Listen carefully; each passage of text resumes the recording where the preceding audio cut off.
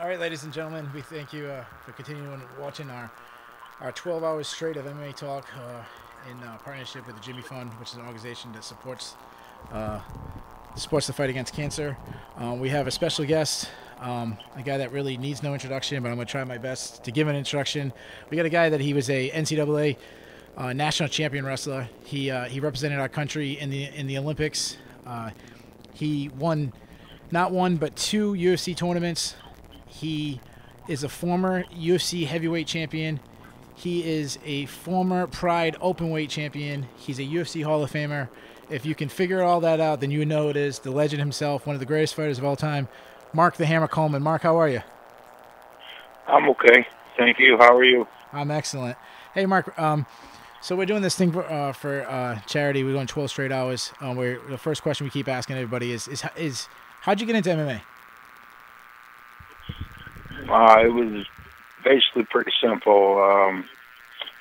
I was a wrestler, and I seen UFC 1, and I immediately knew that's what I wanted to do.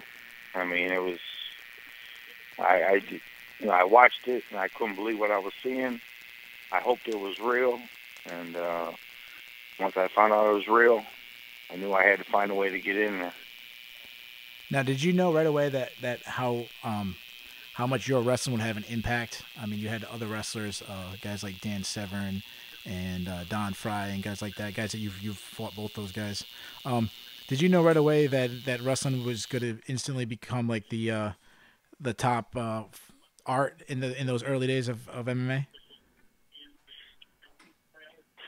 Well, yes, I did. And I was kind of naive, or whatever you want to call it, but wrestlers, we have a lot of pride, and we always felt like we were the toughest guys in the world. Amateur wrestling is the greatest sport in the world, and now I have to include MMA in that as the tied for greatest sport in the world. And but I knew wrestlers, we deserved our due, and when I saw it, I knew I really felt like I was going to dominate, but I felt like other wrestlers would come in and dominate. And it's had its ways of jiu-jitsu, stand-up, and then wrestling kind of took over. And wrestlers are great athletes, and now everybody has learned how to wrestle, and it's very hard to take people down. And so now it's become a stand-up game, but if you can't wrestle, you can't fight. That's right. You definitely certainly did dominate, especially in the early days. Mark, you've been out of the sport, retired for a couple of years now. One thing I just want to ask is what do you miss most about competing in MMA? Oh, I miss it more than you could ever imagine, and I'm sure everybody does when it comes to an end. I've been a competitor since I was 5 years old. I knew what I wanted to do. I wanted to be a world champion, or in any sport. I played football and baseball and wrestling. I wanted to be a NFL superstar, or at least an Olympic world champion. And then, I just miss competing, and I would still be competing since, I paid the price, because I had 25 years of wrestling, 15 more years of fighting, and the body doesn't hold up. And the people out there with their health, well, be thankful, because it is critical, and it is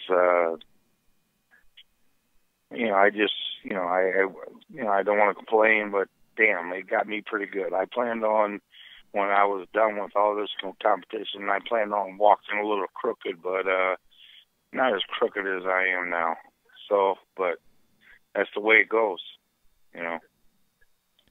Yeah, I'm really sorry to hear that. Unfortunately, it's a price to pay to be in such a competitive, hard sport, and as a lot of times us fans, is we got to remember that you guys are humans, that you have a family to go to. You have a life after MMA. MMA is only a short portion of your life, and we appreciate all the things you've done for the sport. I was going to ask this later on. I'm going to transition right to this question because you kind of hit on it.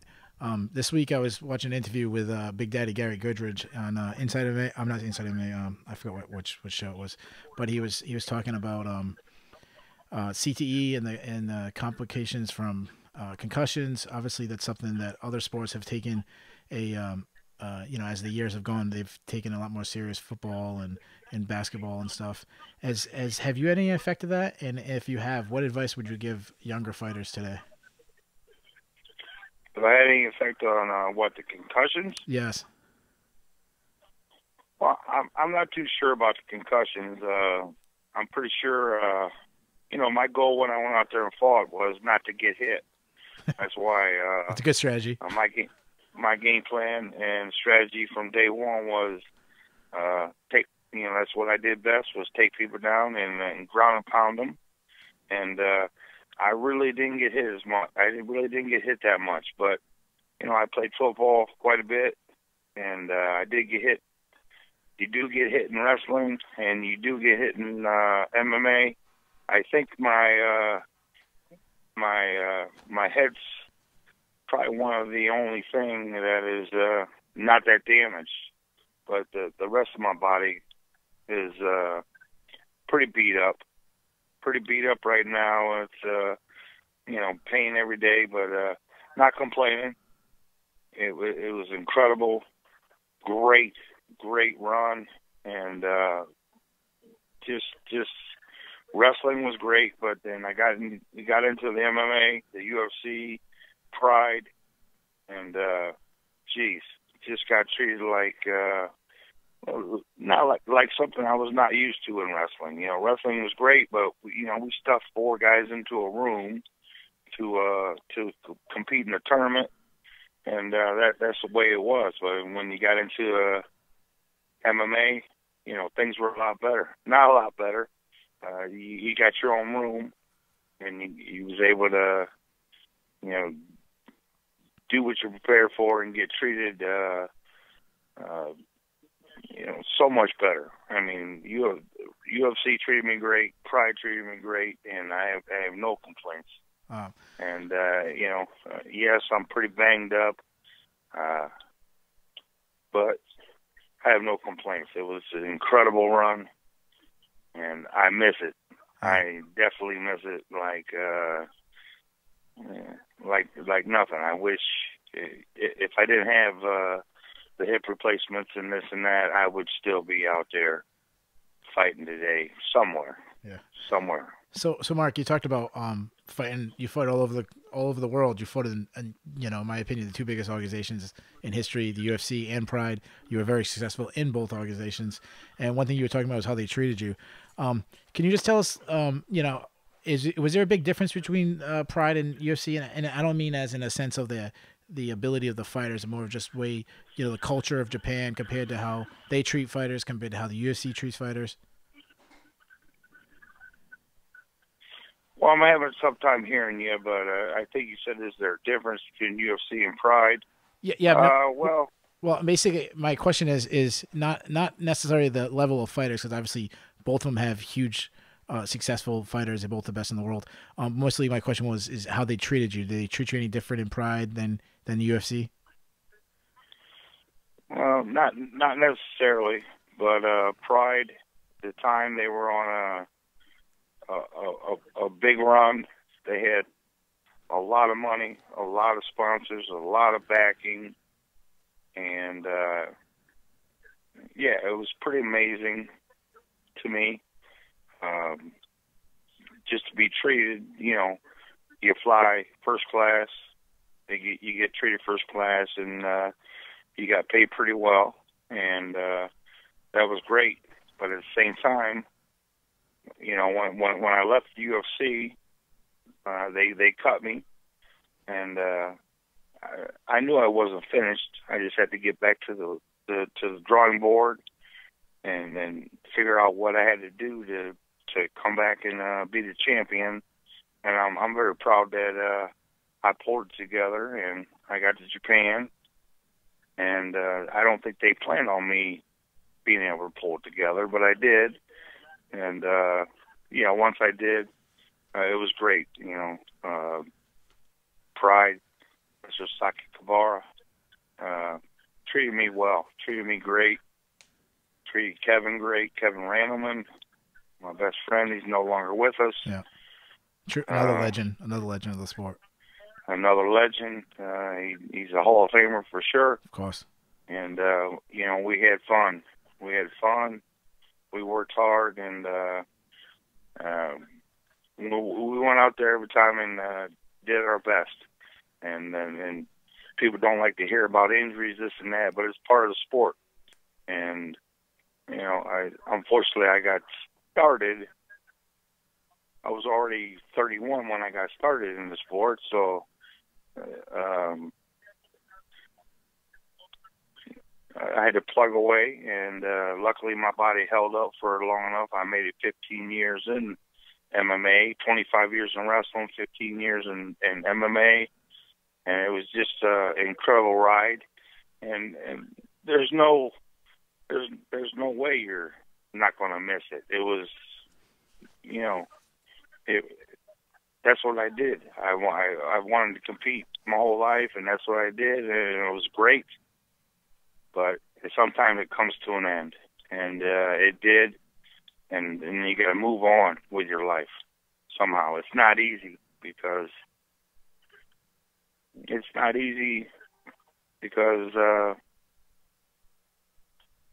that's what I did, and I no longer can do that. It's unfortunate because if I could, I still would be doing it. So I just want to recap for some of the newer audience that might not know what you speak about. You and Kevin Randleman was one of the first teams in MMA. You guys formed the Hammer House, which was a very successful team. And another thing you were talking about when you left the UFC and went over to Pride, one of the biggest accomplishments I think in MMA history was you winning the Pride Openweight tournament. You said yourself that not many people expect you did it. It was one of the most prestigious tournaments in history of MMA, and you were the victor in that. One thing I want to say, you've accomplished so much in the sport. Like I said in my introduction, is there something you're most proud of, or something you think is your biggest accomplishment? Well, the Lord blessed me, and they're all so close. Winning UFC 10 was amazing. Winning UFC 11 was great, except I wish I would have had a point in the finals. And then beating Dan Severn for the first ever UFC championship, I'm very proud of that. But then,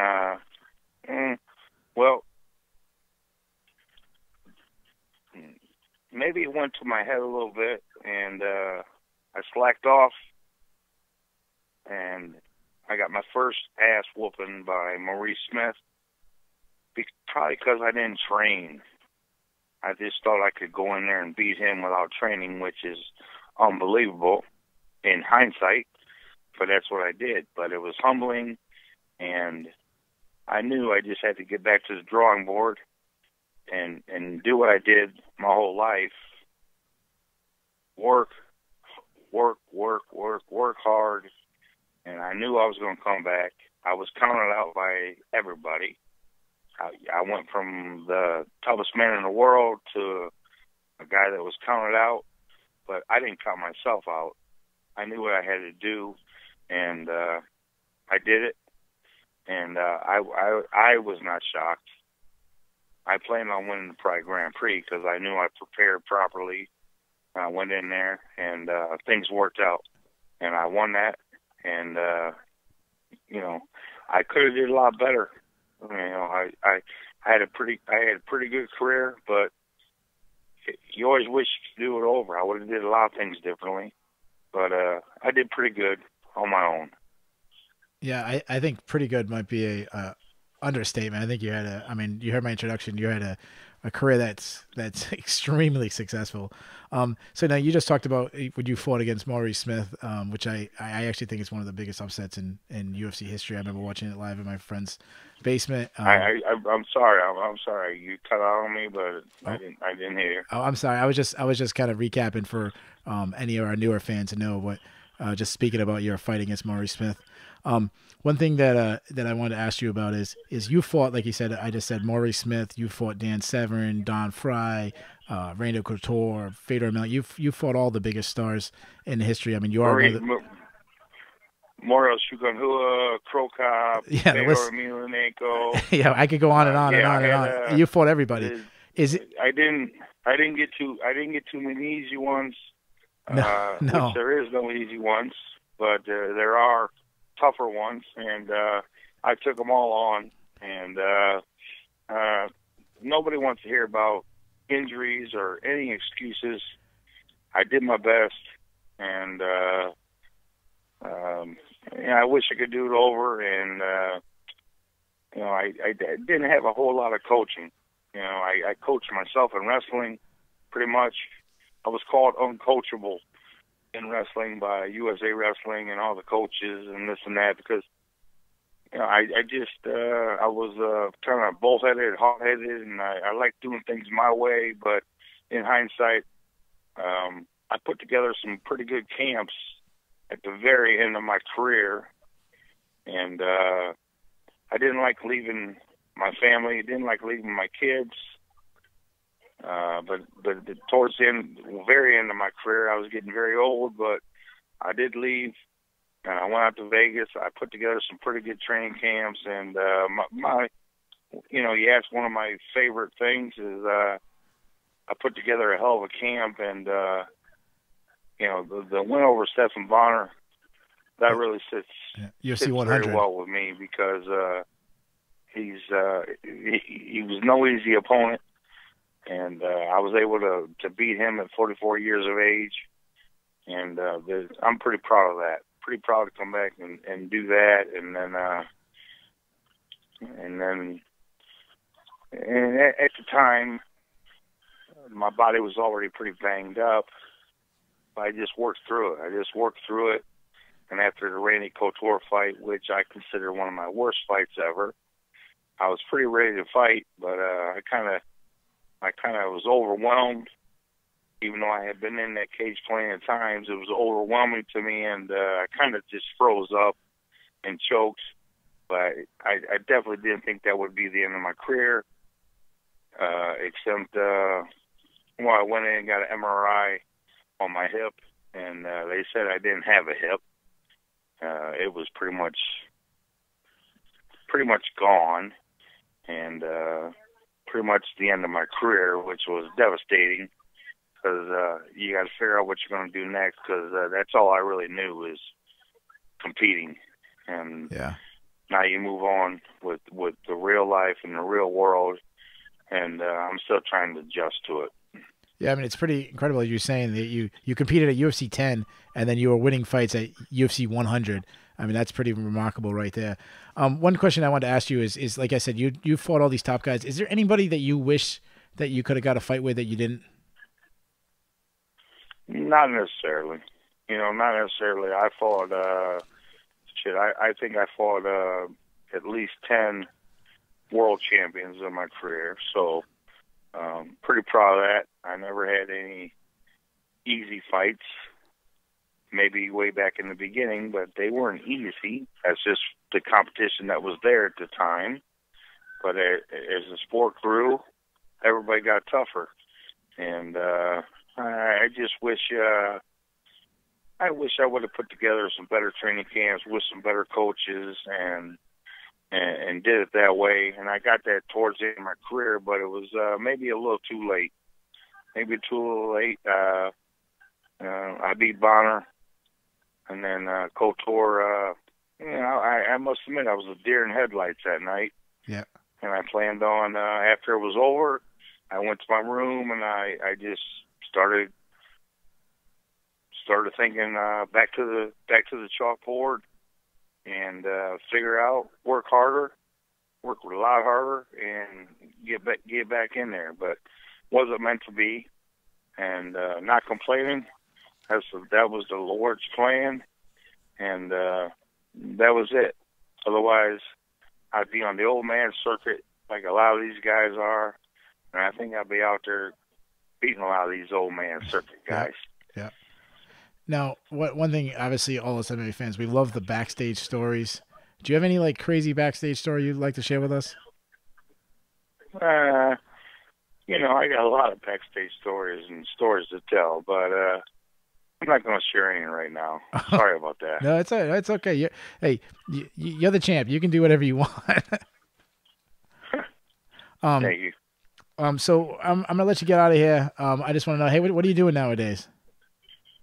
Pardon me? So we're gonna let you get out of here. We just want to know, what are you doing nowadays? Well, I'm trying to figure out life after fighting and figure it out. But yeah, like I said, I don't want to dwell on these injuries, but I've had some pretty severe ones. Yeah. 3 hip replacements. I need another one on the other side. I probably need back surgery. You know, so that kind of consumes me because it, you know, appreciate your health. All these young guys, appreciate why you got it. Don't take nothing for granted. Don't think just because you won 100,000 or 150,000 or whatever these guys are getting paid now, you know, don't take it for granted, because it could end tomorrow. It could end tomorrow for a lot of guys. And take it seriously and spend your money very wisely. Invest and do it right. And do it right so you have a future.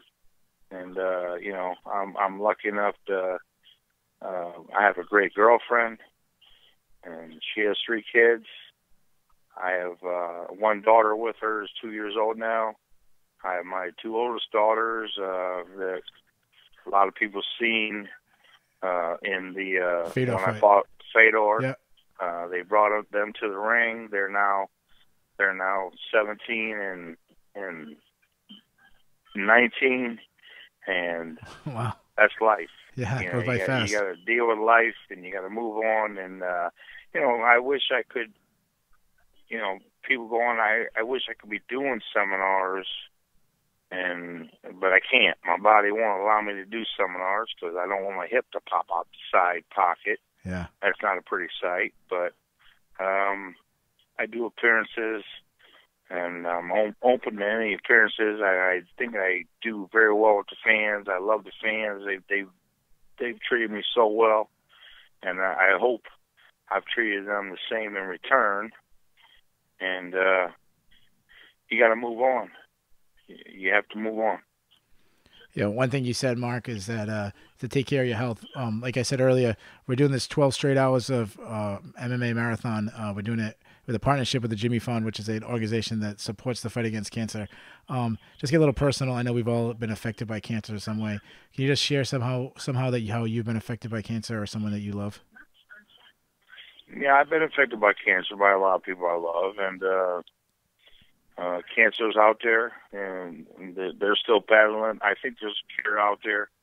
I'm sure there is, and I hope they bring it to the forefront and start letting these cures that people have already created. I hope they start letting them in the game. I'm not too sure if they're keeping them away. You know, I'm not too sure about that, but it's a great thing that you guys are doing today. Thank you. And I'm proud to be a part of it as best I could here with this little bit of talk here, but that's great. You got to keep fighting, and cancer's a fight. Cancer's a big fight, but I think there's cures out there that need to be, the attention needs to be brought to them instead of maybe being hidden. And take that for any way you want that, but I think there's ways to cure this horrible cancer disease. It gets many, It gets a lot of people, but I think the doctors and all this and that have ways to treat this, and people have to fight. Just like being in the cage, being in the ring, people got to fight, stay strong, and beat the battle. Mark, before we let you go, just going to ask one favor. It's obviously going to be very selfish. We do a thing on YouTube every week. It's a live cast called The Clinch. Can you just say, this is Mark the Hammer Coleman, and you're listening to The Clinch? This is Mark the Hammer Coleman. You're listening to The Clinch. Let me say it over. This is Mark the Hammer Coleman. You're listening to Clinch Radio, and tune in. Thanks. Ladies and gentlemen, that was the Mark the Hammer Coleman. Mark, thank you so much. We appreciate it. Take care. All right, thank you. Good luck. Keep pushing on. Thanks, You're doing a good thing here. You're doing a good thing. Thank you, Mark. All right, thank you.